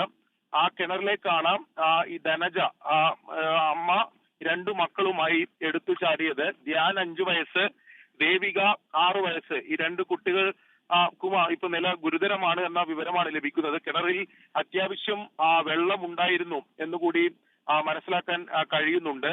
എന്താണ് ഇതിന്റെ ആത്മഹത്യ ശ്രമത്തിലുള്ള കാരണം എന്നതിനെ സംബന്ധിച്ച് ഇപ്പോൾ ഒരു വ്യക്തതയില്ല. ഈ ആത്മഹത്യാ ശ്രമം നടക്കുന്ന സമയത്ത് ഇവർ താമസിക്കുന്ന വീട്ടിൽ, തൊട്ടു മുന്നിലെ താമസിക്കുന്ന വീട്ടിൽ ഈ ധനജയുടെ ഭർത്താവും അതോടൊപ്പം തന്നെ അമ്മയും ഉണ്ടായിരുന്നു. ഇവർ ഇത് ആദ്യഘട്ടത്തിൽ അറിഞ്ഞിരുന്നില്ല. പെട്ടെന്ന് ഇവരെ കാണാതായതിനെ തുടർന്നാണ് ഇവർ ഈ വീടിന്റെ പരിസരത്തും മറ്റുമായി നാട്ടുകാരുടെ കൂടി സഹായത്തോടെ പരിശോധന നടത്തിയത്. അതിനൊടുവിലാണ് ഈ കിണറ്റിൽ നിന്ന് ഇവരെ കണ്ടെത്താൻ സാധിച്ചത്. ഉടൻ തന്നെ ഫയർഫോഴ്സിനെയും പോലീസിനെയും ഉൾപ്പെടെ വിവരം അറിയിച്ചു. നാട്ടുകാരുടെ കൂടി സഹായത്തോടെ ആദ്യം 2 പേരെ, കുട്ടികളെ 2 പേരെ ആദ്യം പുറത്തെടുത്ത് ആശുപത്രിയിലേക്ക് മാറ്റി. പിന്നീടാണ് ധനജയെ കൂടി പുറത്തേക്ക് എടുത്തത്. എന്തായാലും 3 പേരെയും പരിയാരത്തെ ഗവൺമെന്റ് മെഡിക്കൽ കോളേജിൽ പ്രവേശിപ്പിച്ചിരിക്കുകയാണ്. നിലവിൽ ലഭിക്കുന്ന വിവരം അനുസരിച്ച് നില ഗുരുതരമാണ് എന്ന വിവരമാണ് പങ്കുവെക്കാനുള്ളത്. ശരി, അരുൺ പൂപ്പറമ്പയാണ് വിവരങ്ങൾ നൽകിയത് കണ്ണൂരിൽ നിന്ന്. മുണ്ടക്കെ ചൂരൽമല ദുരന്തം നടന്ന് 1 വർഷം തികയുമ്പോൾ പുനരധിവാസ ചർച്ചകളാണ് എങ്ങും. ടൗൺഷിപ്പിലെ മാതൃകാ വീട് സമയബന്ധിതമായി പൂർത്തീകരിച്ചത് നേട്ടമായി സർക്കാർ മുന്നിൽ വയ്ക്കുന്നു. എന്നാൽ മാനദണ്ഡങ്ങളിലെ കടുംപിടുത്തങ്ങളിൽ കുരുങ്ങി നിരവധി പേർ സർക്കാർ സഹായങ്ങൾക്ക് പുറത്തെന്നാണ് പ്രതിപക്ഷ ആരോപണം. 200ഓളം അപ്പീലുകൾ സർക്കാരിന് മുൻപിലുണ്ടെന്നും വൈകാതെ പരിഗണിക്കുമെന്നും റവന്യൂ മന്ത്രി കെ രാജൻ 24നോട് വ്യക്തമാക്കി. എൽസ്റ്റൺ എസ്റ്റേറ്റിൽ മാതൃകാ വീട് തയ്യാർ. ഡിസംബറോടെ 410 വീടുകളാണ് ഇവിടെ ഉയരേണ്ടത്. 5 സോണുകളിലായി നിർമ്മാണം. ആദ്യഘട്ടത്തിൽ 140 വീടുകളാണ് പണിയുന്നത്. തകൃതിയായ ജോലികൾ. ഇതുവരെ പ്രസിദ്ധീകരിച്ച ദുരന്ത ബാധിതരുടെ ലിസ്റ്റ് പ്രകാരമാണ് സർക്കാർ സഹായങ്ങളും നടപടികളും മുന്നോട്ടു പോകുന്നത്. എന്നാൽ മാനദണ്ഡങ്ങൾക്ക് പുറത്താണ് അട്ടമല, പടവെട്ടിക്കുന്ന് തുടങ്ങിയ പ്രദേശത്തുള്ളവർ. ദുരന്തം നേരിട്ട് ബാധിച്ചില്ലെങ്കിലും അതിന്റെ ആഘാതത്തിൽ ജീവിതം തകർന്നവർ. 200ഓളം അപ്പീൽ സർക്കാരിന്റെ മുൻപിലുണ്ടെന്നും ഉദ്യോഗസ്ഥ തലത്തിലെ പരിശോധന കഴിഞ്ഞിട്ടും നീതി ലഭിച്ചില്ലെങ്കിൽ മന്ത്രിസഭ പരിശോധിക്കുമെന്നും റവന്യൂ മന്ത്രി കെ രാജൻ 24-നോട്. ഇപ്പോൾ DDMA നൽകിയ ലിസ്റ്റ്, DDMA നൽകിയ ലിസ്റ്റിൽ ഉണ്ടായിട്ടുള്ള അപ്പീലിനെ തുടർന്നുള്ള പരിശോധന, അത് സർക്കാർ തലത്തിൽ ഉദ്യോഗസ്ഥ തലത്തിൽ ആ പരിശോധന പൂർത്തിയാക്കി എന്നിട്ടും നീതി ലഭ്യമായില്ല എന്ന് പറയുന്ന ആളുകൾ ഉണ്ടായാൽ അത് ഗവൺമെൻറ് തന്നെ മന്ത്രിസഭ എന്ന നിലവാരത്തിൽ തന്നെ നേരിട്ട് പരിശോധിക്കാനുള്ള ആവശ്യമായിട്ടുള്ള നടപടികളാകും. മാനദണ്ഡങ്ങളിൽ കുരുങ്ങി വീട് ലഭിക്കുമോ ഇല്ലയോ എന്നറിയാതെ നിരവധി കുടുംബങ്ങളാണ് താൽക്കാലിക ഷെൽട്ടറുകളിൽ കഴിയുന്നത്. അപ്പോൾ ഒരു കാര്യം ചെയ്യാൻ, നിങ്ങൾ അപ്പീൽ പോയിക്കോ, ഞാൻ എവിടെയാണ് അപ്പീൽ പോയിക്കോന്ന് പറഞ്ഞു. ശരി, കളക്ടറിൻ്റെ അടുത്ത് പോയി. കളക്ടർ ഇങ്ങനെ പറയാം, നിങ്ങൾ പേരക്കുട്ടികളെ അങ്ങനെയാണ്, അത് കുറേ പറഞ്ഞു. ദുരന്തബാധിതരെ സർക്കാർ വഞ്ചിച്ചുവെന്നാരോപിച്ച് യൂത്ത് കോൺഗ്രസ് വയനാട് കലക്ടറേറ്റിൽ നടത്തുന്ന രാപ്പകൽ സമരം തുടരുന്നു. പ്രതിപക്ഷം എതിർപ്പ് കടുപ്പിക്കുകയാണ്. ദുരന്തം നടന്ന് 1 വർഷം പൂർത്തിയാകുമ്പോൾ ഉരുൾപൊട്ടലിൽ കൃഷി നശിച്ചവർ, പാടെ ബിസിനസ് തകർന്നവർ എന്നിവരെല്ലാം ഇപ്പോഴും സർക്കാർ സഹായത്തിന് പുറത്ത്. എന്നാൽ ദുരന്തബാധിതനായ ഒരു മനുഷ്യനെയും ഉപേക്ഷിക്കില്ലെന്ന മന്ത്രിയുടെ വാക്കുകളിൽ പ്രതീക്ഷയർപ്പിക്കുകയാണ് ദുരന്തത്തിന്റെ രൗദ്രത സ്വന്തം ജീവിതത്തിൽ ഏറ്റുവാങ്ങിയ ഒരു ജനത. വിപിൻ സി വിജയൻ, 24 വയനാട്. മുണ്ടക്കൈ ചൂരൽമല ദുരന്തബാധിതരുടെ പുനരധിവാസത്തിൽ കേന്ദ്ര സർക്കാരിനെതിരെ ലോക്സഭയിൽ വയനാട് MP പ്രിയങ്ക ഗാന്ധി. കേന്ദ്രത്തിന്റെ പിന്തുണ ഇല്ലാത്തതുകൊണ്ടാണ് പുനരധിവാസം വൈകുന്നത്. ഏറെ ആവശ്യപ്പെട്ടിട്ടും ദേശീയ ദുരന്തമായി പ്രഖ്യാപിക്കാൻ തയ്യാറായില്ല.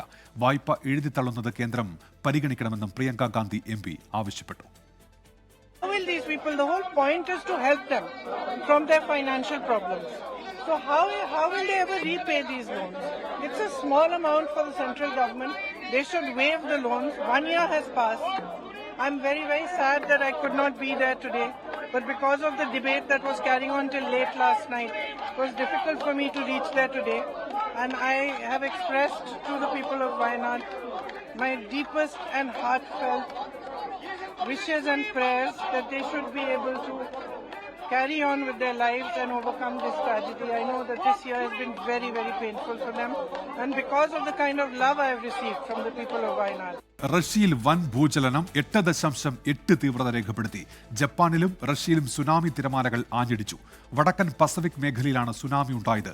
ജാഗ്രത പാലിക്കാൻ അമേരിക്കൻ പ്രസിഡന്റ് ഡൊണാൾഡ് ട്രംപിന്റെ ആഹ്വാനം. റഷ്യയിലെ കാംചത്ക ഉപദ്വീപിലാണ് ഭൂകമ്പം നാശം വിതച്ചത്. പാസിഫിക് സമുദ്രത്തിലെ പെട്രോപാവ്ലോവ്സ്ക് കംചാസ്കി നഗരത്തിന് തെക്കുകിഴക്കായി 126 കിലോമീറ്റർ അകലെയാണ് പ്രഭവ കേന്ദ്രം. 8.8 രേഖപ്പെടുത്തിയ ഭൂചലനത്തിനു പിന്നാലെ റഷ്യയിലും ജപ്പാനിലും ഹവായിലും സുനാമി തിരകൾ ആഞ്ഞടിച്ചു. റഷ്യയുടെ കുറിൽ ദ്വീപുകളിലെ പ്രധാന വാസസ്ഥലമായ സെവറോ കുരിൽസ്കിന്റെ തീരപ്രദേശത്ത് 4 മീറ്റർ ഉയരത്തിൽ തിരമാലകളിൽ ആഞ്ഞടിച്ചതായി ഗവർണർ വലേരി ലിമരംഗോ അറിയിച്ചു. ഹവായിലെ ഹലൈവയിലും സുനാമി തിരകളെത്തി. ഭൂചലനത്തെ തുടർന്ന് കാംചത്കയിൽ നിരവധി പേർക്ക് പരിക്കേറ്റു. കെട്ടിടങ്ങൾ തകർന്നു. പ്രദേശത്ത് 100 കണക്കിന് ആളുകളെ മാറ്റിപ്പാർപ്പിച്ചു. ജപ്പാനിൽ ഹൊക്കഡോയുടെ കിഴക്കൻ തീരത്തുള്ള നെമുറോയിൽ 30 സെന്റിമീറ്റർ ഉയരത്തിൽ സുനാമി തിരമാലകളെത്തി. ഫുകുഷിമ ആണവ നിലയം ഒഴിപ്പിച്ചു. ഇന്തോനേഷ്യ, ഫിലിപ്പീൻസ്, തായ്വാൻ തുടങ്ങിയ രാജ്യങ്ങളിലും അമേരിക്കയിലെ അലാസ്കയിലും സുനാമി മുന്നറിയിപ്പ് നൽകിയിട്ടുണ്ട്. International desk 24. നിമിഷപ്രിയയുടെ വധശിക്ഷ റദ്ദാക്കിയത് സനയിൽ നടന്ന ഉന്നതതല യോഗത്തിലെന്ന കാന്തപുരം AP അബൂബക്കർ മുസ്ലിയാർ. വിവരം യമനി പ്രതിനിധികൾ അറിയിച്ചു. ഷെയ്ഖ് ഹബീബ് ഉമർ ഹബീബിന്റെ ഇടപെടലാണ് കുടുംബവുമായി സംസാരിക്കാൻ അവസരമൊരുങ്ങിയത്. ഇതുമായി ബന്ധപ്പെട്ട എല്ലാ നടപടികളും പ്രധാനമന്ത്രിയുടെയും വിദേശകാര്യമന്ത്രിയുടെയും ഓഫീസിനെ അറിയിച്ചിരുന്നുവെന്നും കാന്തപുരം AP അബൂബക്കർ മുസ്ലിയാർ ഓൺലൈൻ പോർട്ടലിൽ നൽകിയ അഭിമുഖത്തിൽ പറഞ്ഞു. സമീർ സി മുഹമ്മദ് ഇപ്പോൾ വിവരങ്ങളുമായി കോഴിക്കോട് നിന്ന് ചേരുന്നുണ്ട്. സമീർ, അദ്ദേഹം എന്തൊക്കെ കാര്യങ്ങൾ വ്യക്തമാക്കുന്നുണ്ട്? സമീർ. ഉന്മേഷ്, നിമിഷപ്രിയയുടെ കേസുമായി ബന്ധപ്പെട്ട് വിവിധ തലങ്ങളിലുള്ള ചർച്ചകളും അതുപോലെ തന്നെ വിവിധ തരത്തിലുള്ള അഭ്യൂഹങ്ങളും നിലനിൽക്കുന്നു. ഇത്തരം ഒരു സാഹചര്യത്തിൽ കൂടിയാണ് ഇതുമായി ബന്ധപ്പെട്ടുള്ള ഒരു വ്യക്തതയ്ക്ക് വേണ്ടിക്കൊണ്ട് കാന്തപുരം അബൂബക്കർ മുസ്ലിയാർ ഒരു ഓൺലൈൻ പോർട്ടലിന് അഭിമുഖം അനുവദിച്ചത്. ആ അഭിമുഖത്തിലാണ് ഇതുമായി ബന്ധപ്പെട്ടുള്ള വിശദമായ കാര്യങ്ങൾ അദ്ദേഹം വ്യക്തമാക്കുന്നത്. നിമിഷപ്രിയയുമായി ബന്ധപ്പെട്ടുള്ള കാര്യങ്ങളെല്ലാം തന്നെ വളരെ നല്ല രീതിയിലാണ് ചർച്ചകൾ പുരോഗമിച്ചത്. അതിൻ്റെ അടിസ്ഥാനത്തിലാണ് ആദ്യം വധശിക്ഷ നീട്ടിവെച്ചു, അതിപ്പോൾ വധശിക്ഷ റദ്ദാക്കുന്ന നടപടിയിലേക്ക് എത്തി എന്നുള്ള ആശ്വാസകരമായ കാര്യം കൂടി അദ്ദേഹം പങ്കുവയ്ക്കുന്നുണ്ട്. അതിന് ഏറ്റവും പ്രധാനപ്പെട്ട ഒരു കാര്യമുള്ളത് യമനിലുള്ള സൂഫി വര്യനുമായി അദ്ദേഹത്തിനുള്ള അടുപ്പമാണ്. ആ അടുപ്പത്തിൻ്റെ അടിസ്ഥാനത്തിൽ ഈ കുടുംബവുമായും അതുപോലെ തന്നെ ഉന്നത ഉദ്യോഗസ്ഥർ ഉൾപ്പെടെയുള്ളവരുമായും കൂടിയിരുത്തിക്കൊണ്ട് എല്ലാവരും കൂടെ ഒരുമിച്ചിരുത്തിക്കൊണ്ട് ഒരു വിശദമായിട്ടുള്ള ചർച്ച നടത്തി. ആ ചർച്ചക്കൊടുവിലാണ് ഈ കുടുംബം ആദ്യഘട്ടത്തിലൊക്കെ എതിർത്തിരുന്ന കുടുംബം പിന്നീട് വധശിക്ഷ റദ്ദാക്കാൻ അനുമതി നൽകി. അത്തരമൊരു സാഹചര്യത്തിലാണ് ഇതുമായി ബന്ധപ്പെട്ട കാര്യങ്ങൾ അത് മാധ്യമങ്ങളെ അറിയിച്ചത്. അതുകൊണ്ട് തന്നെ വധശിക്ഷ റദ്ദായി എന്നുള്ളത് ആധികാരികമായി തന്നെ പറയാൻ കഴിയും എന്ന കാര്യം അദ്ദേഹം വ്യക്തമാക്കുന്നുണ്ട്. ഒപ്പം തന്നെ ഇതുമായി ബന്ധപ്പെട്ട് ഓരോ ഘട്ടത്തിലും എടുത്തിട്ടുള്ള നടപടികൾ അത് കേന്ദ്ര സർക്കാരിനെ പ്രത്യേകിച്ചും പ്രധാനമന്ത്രിയുടെ ഓഫീസിനെയും അതുപോലെ തന്നെ വിദേശകാര്യ മന്ത്രാലയത്തെയൊക്കെ കൃത്യമായി അറിയിച്ചിരുന്നു. അതുകൊണ്ട് തന്നെ അത്തരത്തിലുള്ള ഇടപെടലുകളും ഔദ്യോഗികമായിട്ട് തന്നെ നടത്തിക്കൊണ്ടിരിക്കുന്നുണ്ട്. അതിൻ്റെയൊക്കെ തുടർച്ചയായിക്കൊണ്ട് ഇനി അതുമായി ബന്ധപ്പെട്ടുള്ള വധശിക്ഷ റദ്ദാക്കിയിരിക്കുന്നു. ഒപ്പം തന്നെ ഇനി ഇതിൽ ഏറ്റവും ഒടുവിലത് ദയാധനം സ്വീകരിച്ചോ അതല്ലെങ്കിൽ അവരുടെ ശിക്ഷയിൽ മറ്റ് ഇളവുകൾ അനുവദിച്ചോ എന്തൊക്കെയാണ് അതുമായി ബന്ധപ്പെട്ടുള്ള കാര്യങ്ങൾ എന്ന കാര്യമാണ്. അതുമായി ബന്ധപ്പെട്ടുള്ള ചർച്ചകളും പുരോഗമിക്കുന്നുണ്ട്. വൈകാതെ തന്നെ സുഖകരമായ കൂടുതൽ വാർത്തകൾ അവിടുന്ന് ലഭിക്കും എന്നാണ് യമനി പ്രതിനിധികളിൽ നിന്ന് തനിക്ക് ലഭ്യമായ വിവരം എന്നാണ് കാന്തപുരം അബൂബക്കർ മുസ്ലിയാർ വ്യക്തമാക്കുന്നത്. ഒപ്പം തന്നെ ഇപ്പോൾ കോഴിക്കോട് എന്ന വാർത്തയുടെ വിശദാംശങ്ങൾ നൽകിയത്. 24 എക്സ്ക്ലൂസീവ്. കൊല്ലം തേവലക്കര സ്കൂളിലെ 8ാം ക്ലാസ് വിദ്യാർത്ഥി മിഥുൻ ഷോക്കേറ്റ് മരിച്ച സംഭവത്തിൽ മാനേജരെയും പോലീസ് പ്രതി ചേർത്തു. പ്രധാന അധ്യാപികയെ കൂടാതെ KSB അസിസ്റ്റന്റ് എഞ്ചിനീയറും പ്രതിപട്ടികയിലുണ്ട്. വൈദ്യുതി കമ്പികൾ അപകടകരമായ രീതിയിൽ താണുകിടന്നിട്ടും നടപടിയെടുത്തില്ല എന്നാണ് പോലീസിന്റെ കണ്ടെത്തൽ. കൊല്ലം തേവലക്കര ബോയ്സ് ഹൈസ്കൂളിലെ 8ാം ക്ലാസ് വിദ്യാർത്ഥി മിഥുൻ ഷോക്കേറ്റ് മരിച്ച സംഭവത്തിലാണ് പോലീസ് കൂടുതൽ പേരെ പ്രതിയാക്കിയത്. പ്രധാന അധ്യാപികയെ കൂടാതെ സ്കൂൾ മാനേജരെയും പ്രതിയാക്കി പോലീസ് കേസ് രജിസ്റ്റർ ചെയ്തു. മാനേജറുടെ ഭാഗത്ത് വീഴ്ചയുണ്ടായെന്ന കണ്ടെത്തലിന്റെ അടിസ്ഥാനത്തിലാണ് പോലീസ് നടപടി. അപകടകരമായ രീതിയിൽ വൈദ്യുത കമ്പി കടന്നിട്ടും KSB നടപടിയെടുത്തില്ലെന്ന് അന്വേഷണ റിപ്പോർട്ടിൽ പോലീസ് ചൂണ്ടിക്കാട്ടുന്നു. ഇതിന്റെ അടിസ്ഥാനത്തിലാണ് KSB അസിസ്റ്റന്റ് എഞ്ചിനീയറെയും കേസിൽ പ്രതിയാക്കിയത്. വിവിധ വകുപ്പുകൾ പോലീസിന് സമാന്തരമായി സംഭവത്തിൽ അന്വേഷണം നടത്തുന്നുണ്ട്. ഈ റിപ്പോർട്ടിന്റെ അടിസ്ഥാനത്തിലാകും പോലീസിന്റെ തുടർ നടപടി ഉണ്ടാവുക. വൈദ്യുത ലൈന് താഴെ സൈക്കിൾ ഷെഡ് നിർമ്മിച്ചത് അനുമതിയില്ലാതെയാണെന്ന് കണ്ടെത്തിയ സാഹചര്യത്തിൽ നിർമ്മാണ സമയത്തെ സ്കൂൾ മാനേജരെ പ്രതിയാക്കാനുള്ള നിയമസാധ്യതയും പോലീസ് തേടിയിട്ടുണ്ട്. അരുൺ രാജ്, 24 കൊല്ലം. തൃശൂർ മാളയിൽ പാമ്പ് കടിയേറ്റ് 3 വയസ്സുകാരി മരിച്ച സംഭവത്തിൽ ഇടപെട്ട മുഖ്യമന്ത്രി. ഡോക്ടർക്കെതിരായ ചികിത്സാ പിഴവുമായി ബന്ധപ്പെട്ട റിപ്പോർട്ടിൽ അന്വേഷണത്തിന് മുഖ്യമന്ത്രിയുടെ ഓഫീസ് നിർദ്ദേശം നൽകി. റിപ്പോർട്ടിൽ ഡോക്ടർക്കെതിരെ ഗുരുതര കണ്ടെത്തലുണ്ടായിട്ടും നടപടി സ്വീകരിക്കാത്ത 24 റിപ്പോർട്ട് ചെയ്തിരുന്നു. 2021 മാർച്ച് 24-നാണ് ആലമറ്റം സ്വദേശി കാച്ചപ്പള്ളി വീട്ടിൽ ബിനോയിയുടെയും ലയയുടെയും മകൾ ആവറിൻ പാമ്പുകടിയേറ്റ് മരിച്ചത്. കൊടുങ്ങല്ലൂർ താലൂക്ക് ആശുപത്രിയിൽ എത്തിച്ച 3 വയസ്സുകാരിക്ക് ആന്റിവെനം ലഭിക്കാത്തതിനെ തുടർന്ന് മരിച്ചുവെന്നാണ് പരാതി. തുടർന്ന് നടത്തിയ പ്രാഥമിക അന്വേഷണത്തിൽ ഡോക്ടർക്ക് പിഴവ് സംഭവിച്ചതായി കണ്ടെത്തി. നടപടിക്ക് ശുപാർശയും ചെയ്തു. നടപടി ആവശ്യപ്പെട്ടുള്ള റിപ്പോർട്ട് സമർപ്പിച്ച് മാസങ്ങൾ പിന്നിടുമ്പോഴും ഒരു നടപടിയും സ്വീകരിക്കാത്ത സാഹചര്യം 24 റിപ്പോർട്ട് ചെയ്തതിന് പിന്നാലെയാണ് മുഖ്യമന്ത്രിയുടെ ഇടപെടൽ. ആരോഗ്യവകുപ്പ് ഡയറക്ടറോട് റിപ്പോർട്ട് പരിശോധിച്ച് നടപടിയെടുക്കാൻ നിർദ്ദേശം നൽകി. 24 വാർത്തയെ തുടർന്ന് പൊതുപ്രവർത്തകനും ഹൈക്കോടതി അഭിഭാഷകനുമായ കുളത്തൂർ ജയ്സിംഗ് മുഖ്യമന്ത്രിക്ക് നൽകിയ പരാതിയിലാണ് രേഖാമൂലമുള്ള മറുപടി. 24 തൃശൂർ. ധർമ്മസ്ഥലയിലെ നിഗൂഢതകൾ.